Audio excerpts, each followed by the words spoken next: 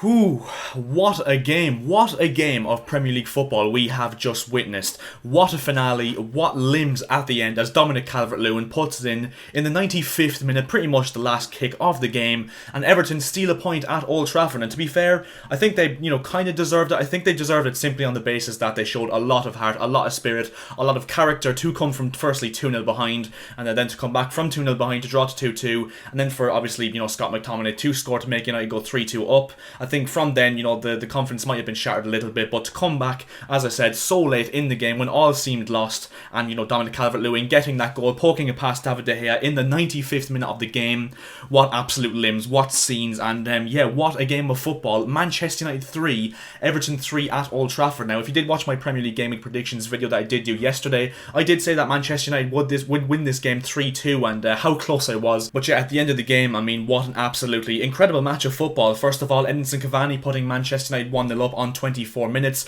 An absolutely incredible cross in from Marcus Rashford and a brilliant header from Edinson Cavani. Big question marks over why, Cavani, who's such a lethal header of a ball and lethal finisher in the air, why would he was left so open for that goal. But at the end of the day, United did go 1-0 up. And then right on the brink of half-time, Bruno Fernandes with an absolutely unbelievable, just an absolute worldie. And, a lot of people will say, oh, he meant to cross it, but I purely believe, because if you actually watch it when he was shooting, first of all, he looks up and then, he kind of stutters to kind of cross the ball. Then he looks up again, sees the keeper's in a bad position off his line a bit, and he just absolutely whips it right into the top corner. Absolutely incredible finish, and I purely do think he meant it. And if he did, what an incredible piece of football. What an incredible goal, as I keep saying. And yeah, Manchester United went into the game half-time 2-0 up, and to be honest, I really do feel like Everton, they were absolutely horrendous in the first half. I mean, constantly sideways and backwards football, not trying to get it forward whatsoever. The amount of times Richarlison made a run in behind, Gary Neville summed it up perfectly in the first half. The amount of times Richarlison ran in behind and Everton, just decided to go backwards or sideways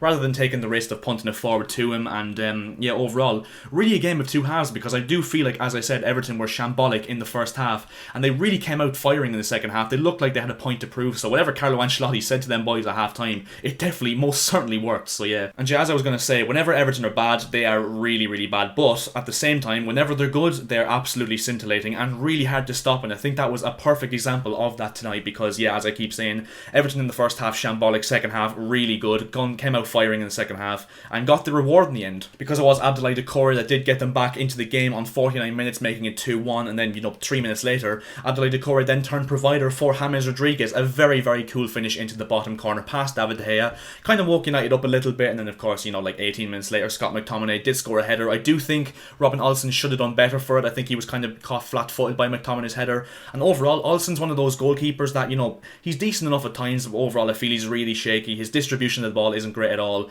And he can let in ones that he particularly should save, but at the same time, you do have Jordan Pickford behind him. So Everton's goalkeeping options not that great, and that's coming from a Chelsea fan who had to deal with Kepa last season. So and then of course, when all seemed lost, and to be honest, you can see a moment there in like the 93rd minute when Edinson Cavani won a foul on the edge of his penalty area from a challenge under Ben Godfrey. And at that stage, I think everyone knew at that stage that it was going to be lost. And then it took Robin Olsen to come up, of course, from the 95th minute when Everton did win a free kick in an area to whip it into the box. And everyone was just thinking it'll be one of those ones where, De Gea comes out and clears it, or, a United player heads it out. But in the end, nodded on towards Dominic Calvert-Lewin in his direction, and he nods it past David De Gea with his right foot. And I just think really, really poor defending from United.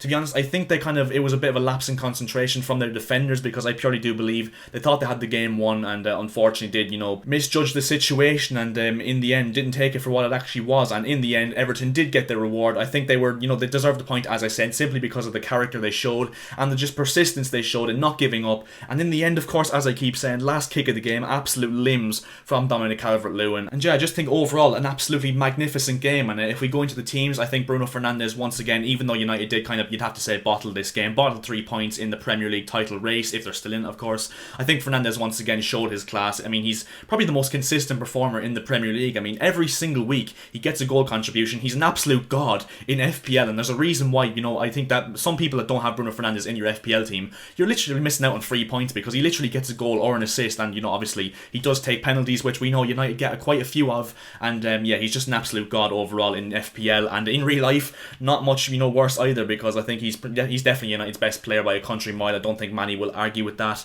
And once again today, I think he controlled the midfield for United. Everything ran through him going forward for United, and once again a very good performance from Fernandes. Fernandes. I think Cavani, once again, I think Cavani has been an absolutely sensational piece of business from Paris Saint-Germain in the summer, and even myself, I was one of the ones that kind of, doubted Cavani and maybe said, is he going to be able for the Premier League at his age? But like Thiago Silva, of course, that we have, he's taken to the Premier League like a duck to water. I mean, his experience really shows. He gives United a bit of an outlet up front. He's a physical presence, but also he's very good on the ball as well. A natural finisher in the box, a fox in the box if I've ever seen one. And he's scored goals everywhere he's been, at Napoli and Paris Saint-Germain, and now he's taken that into Manchester United as well. He nearly scores in every single game he plays, and even still, he's a very big team player as well. So overall, a massive piece of business for Manchester United in the summer, and once again had a really good game tonight alongside Fernandes, Greenwood and Rashford. And in terms of Everton, I think Michael Keane defended really, really well for the majority of the game. I think Ben Godfrey was decent enough as well. I think the two of them, were decent enough in centre-back. I think that Abdoulaye Doucouré was actually really dominant once again in midfield, and we have to take into consideration as well that Everton are missing Alan, who in my opinion is an absolute monumental blow to them, because he's one of those players that, will dig up the danger, do the dirty work for the other midfielders, and gives the likes of James Rodriguez, Richarlison, Calvert-Lewin, even Andre Gomez, even Doucouré, you could say, a bit more license to roam going forward. And as much as, Tom Davies is a decent squad player for Everton standards, I think Alan is just a different breed of player, and I think once he comes back, you'll really start to see Everton improve in the attacking phase. But yeah, I have to admit, it was a game largely dominated by Manchester United. I don't think many, even Everton fans, will argue with that, but overall, who really cares? Because even though United did dominate the game in terms of possession, in terms of chances created, etc., Everton did have a few chances themselves, hence why they scored 3 goals against Manchester United. And to be honest, I feel like now that is Manchester United out of the title race well and truly, because I think they've dropped too many points, especially in recent weeks. That draw against Arsenal not helped out. That defeat at home to Sheffield United definitely didn't help out.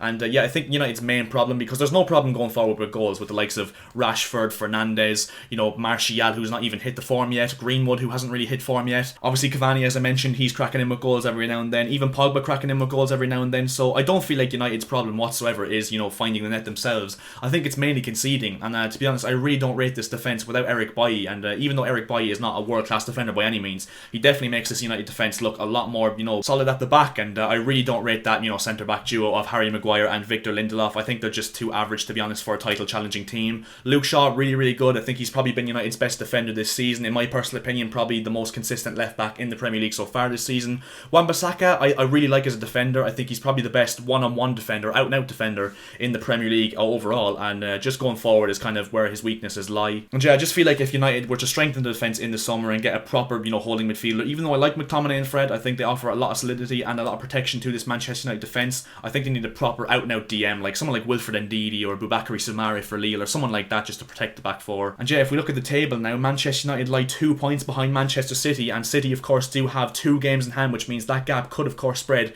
to 8 points. And that's why I just firmly believe that now, well, the teams like United, Liverpool, all those teams that you would class in the title race, I think they've dropped way too many points, especially in recent months, and that's why I just think that City, especially if they were to win at Anfield tomorrow, I just feel like the title race would, I think City will just walk away with it, and I do think that the title race will be going towards Manchester City. And so I think that is where we're going to end this video. Manchester United 3, Everton 3, and by far one of the best Premier League games we've seen from a neutral standpoint in quite some time, and one that will live long in the memory. And if you did enjoy this video, make sure to drop a like. 20 likes as per usual would be massively appreciated by myself, and also if you could subscribe to the channel, that would be very much appreciated, because we are now looking to hit 1,400 subscribers as soon as we possibly can. So if you do hit that subscribe button, it would cost you absolutely nothing and would very much make my day. So it is very much a win-win situation. I'll see you guys in my next video. See ya.